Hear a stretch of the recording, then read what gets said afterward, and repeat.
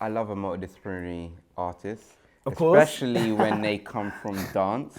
Yeah. You know, FK Twigs, Koji Radical, Tunde, Ivan Blackstock, Isaac Brandt, that we've recently showcased in our cross-platform zine, which Yeah. we just recently put out.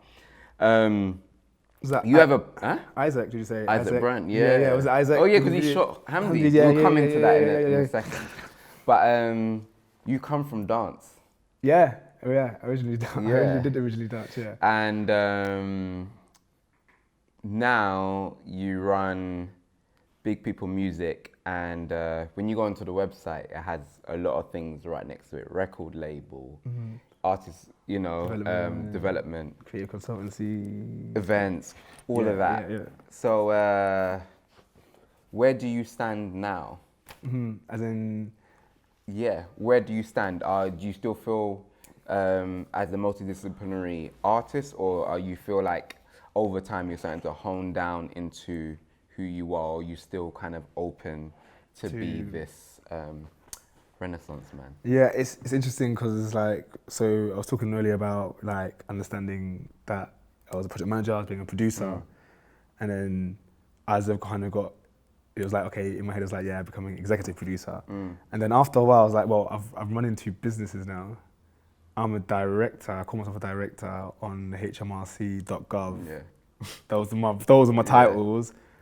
I'm a programmer, but I'm actually just a director. I was like, yeah, well, I'm an art director. Like, I just see myself as an art director. Like, anything that interests me, any individuals, and I think like you in that way, like anyone that's pushing the envelope, that's doing something that's just kind of, you know what I mean, being innovative and it's got a level of quality, and you want to bring it out and you want to merge with it because you like it, like you just like the smell of it, you like the look of it, you know what I mean? You want to be around it, and then you want to understand it so that you can help cultivate it.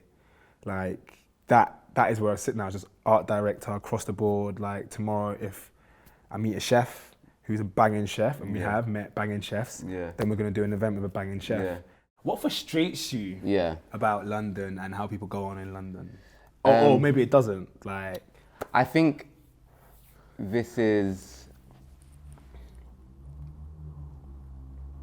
London is it.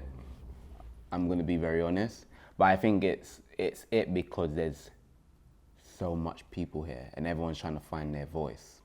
So the grind, I find it's very different because you are with the lions, you know? And if you want some of the best dancers in Europe, you come to London now. If you want some of the best MCs around, you come to London. And not taking it any way from other places, you know, around the country, but I feel like it's where the heat is at, you know, because it's so much, everyone's trying to find their thing. And what frustrates me is, I'm sure it kind of, what I see outside of London is, due to that frustration of them not popping, I feel that a lot of artists copy, or they take someone else's template and instead of finding their own template, because it's like, okay, this is what's gonna get me exposed. This is what's gonna help me pop. So that's some of my frustrations, I feel, with the London scene. And I think because the lens, what we see on TV and social media and what the world knows is London, that's what frustrates me, because I do think the scene is a lot wider, you know, and that's why I'm happy to have you, because even though you're not Manchester, you are Manchester, you know, and same as some people might not have been born in London, but they are London, you know. So the dope thing about London is that, you know, you getting all of these people coming to London from, you know, the Czech Republic, South Africa now, and all these other places. So who knows what's going to happen due to Brexit? But I think it's definitely a melting pot, you know. When I went to Manchester, I was like, oh, this is like London, but different. What I liked about Manchester was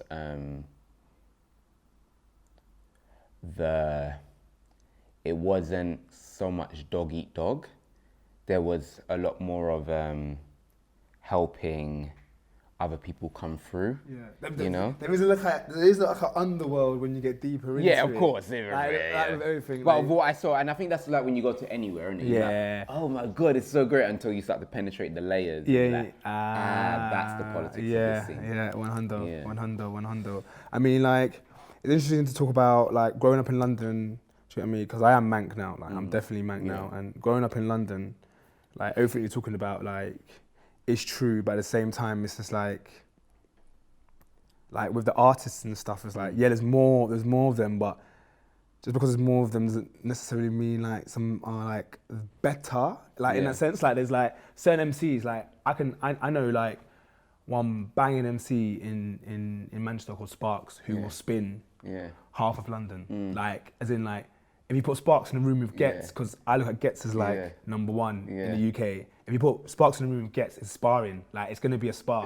So it's like, well, that's Manchester in that sense. That it has those. It's like when you find that person you could put on a pedestal. The same as like Slow Tie. He's like from Northampton or He's something. And everyone would think, oh, he's Londoner. It's like, nah, there's a fair people popping outside of London. Yeah. And that's like because of that saturation of London, it's like people are trying to find things that are out there that they can kind of cling on to and say, yeah, I'm unique because I know these heads here. You get me? So there's definitely that kind of thing.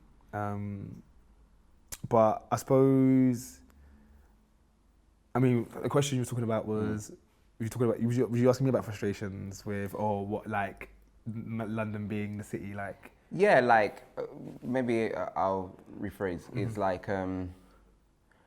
what is the difference between London and Manchester? London. I'll ask that question. Yeah. Okay. London and Manchester. Manchester has its own sensibility. Like I call it like a Manchester state of mind. Yeah.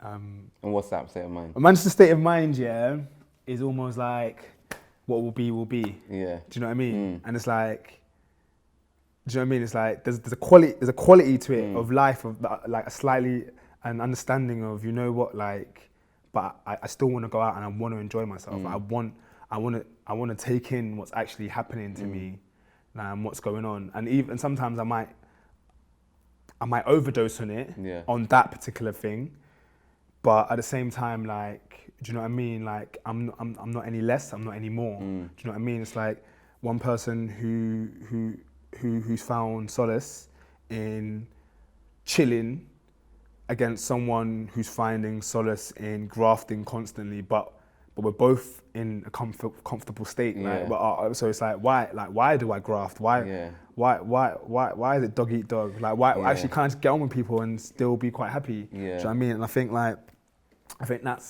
that's basically what a Manchester state of mind is. It's just like it's so in its own lane. Like, and as that evolves, that quality of life, I mean, like Manchester's changing in a mad way. Like, do you know what I mean? Everything's going up.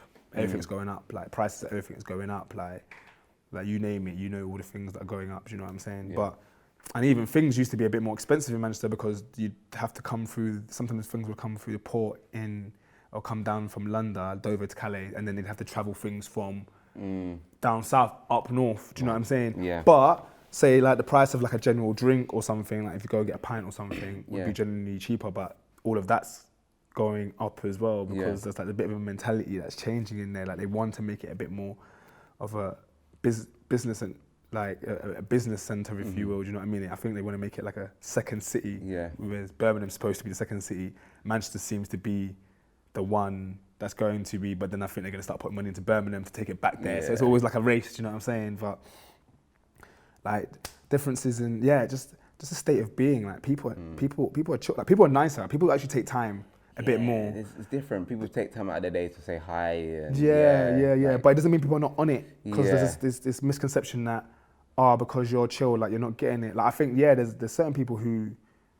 like having my mentality and coming from London definitely has helped me in Manchester. I can't take that away. Like because I always understanding a graft is like, well, if you can consistently doing what you're doing, like we've done quite well in the grand scheme of things. Do you know what I'm saying? So there is that one, but then at the same time it's like but taking time to actually take in take in your environment. And that's what I love about Manchester, is that I'm allowed to reflect. I'm quite a reflective and emotional and reflective person anyway. So I need that time to be like, why did I say that in that conversation? Or why did someone say that to me? Do you know what I'm saying? Or why did they act like that? Or why did I act like that? Do you know what I mean? So that I can come better next time and come correct. And more time now, I'm coming correct because I've been able to, you know what I mean? Well, when it's all fast paced, you're learning on your feet and you're doing stuff, but it's like, are you learning much about yourself? And like one thing that that's been kind of, I've been losing more and more of, even though it's part of my survival, is my ego and understanding what that is all about. And I feel like with London sometimes, I think actually there's a level of inflation that can happen. There's an inflation that happens, you know what I mean? And if you're trying to be a bit more at one with yourself, then I don't know. But at the same time, if you relate that to success and you're becoming more successful, then I mean, and you're valuing success, then that's you, innit? And the Manchester scene's crazy. Like, there's so many different artists doing different, like, mad different things. Like, once we spoke about I spoke about Hamdi doing like crazy things, and there's so many more artists. Like, the Manchester scene is like rife, like absolutely rife. But there isn't any one particular. There's not any one particular artist or individual that's doing things. I think it's a collective. It's actually a collective mind source that how I'll kind of how I talk about it without kind of flowing out too much is that, like, the way we met and how we've connected and how it's just like we've developed. I see that connected force and the mindsets. I think that is the next wave. I think.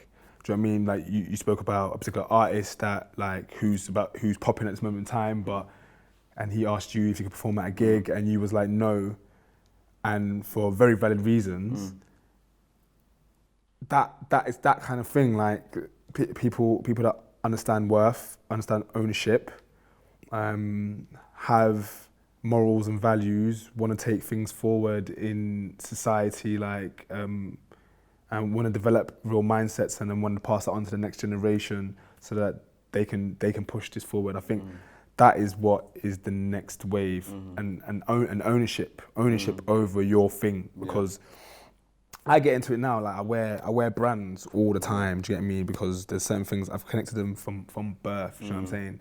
So it's all about. I'm trying to disassociate with that, away from that more and more. Do you know what I'm saying? It's like realizing that I can make my own stuff. Everything, my world, I can create.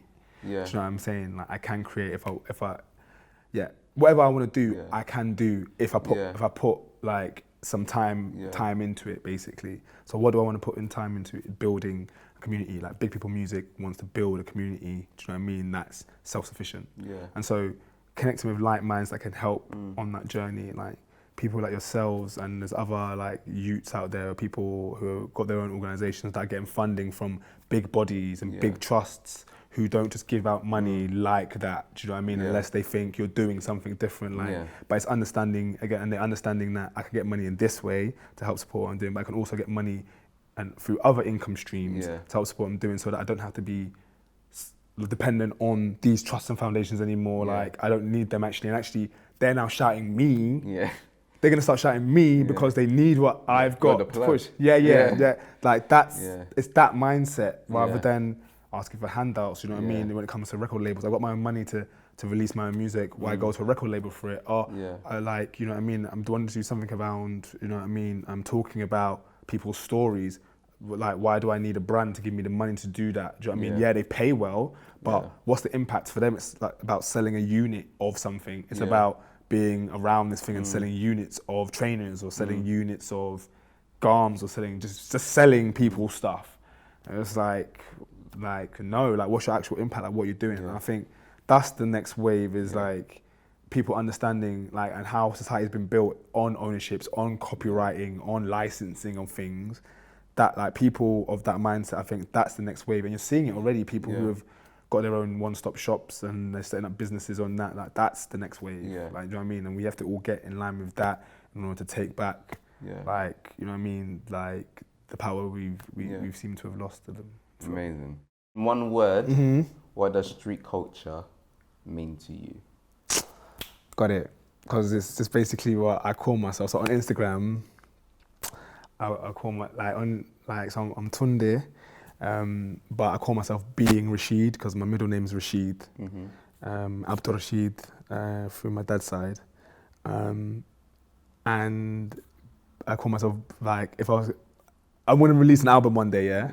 One album, yeah. Bang. So it's gonna go, but one album because obviously I'm gonna do everything in it. So I want one album, I'm in and out, quick thing, go on tour, and then I'm out of the game, quick like that. But being. I think being is basically what street culture means to me. Yeah. Being, just being.